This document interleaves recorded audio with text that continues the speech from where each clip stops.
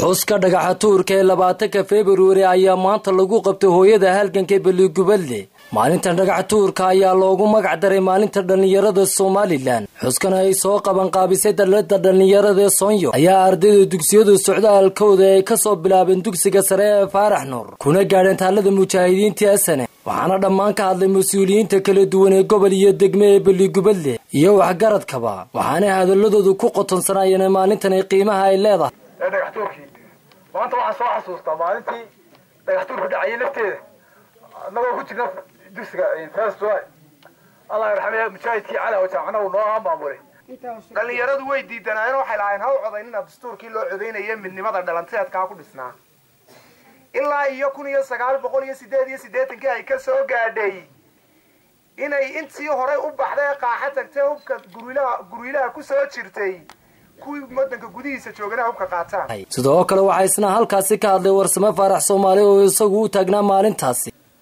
waxaan xasuustay ardayna soo leeyahay arday la mid ahoono maalinta madaxii ugu horeeyay maskax maalintii u rasaarkay ama laf aan arko laf bilaadmi ama maskax bilaadmi oo aan arko laftii ugu horeysay arkay oo ahaa ninkii ugu horeeyay ee ku dhintay maalinta dhagax tuurka gabagabadii waxaa soo afmeeray gudoomiyaha waxbarashada gobolka Hawd Cabdilaahi Ibrahim iyo sarkaal ka socda dalada dhalinyarada Soonyo ahna mas'uuliyiinta ururka asal Qadar Cabdilaahi oo aad uga faalooday qiimaha ay leedahay maalintani. socod ka soo bilownay dugsiga sare ee Faarax Nuur waxaanan ku nimid xaruntii SNM oo halkan imkaan taaganaa.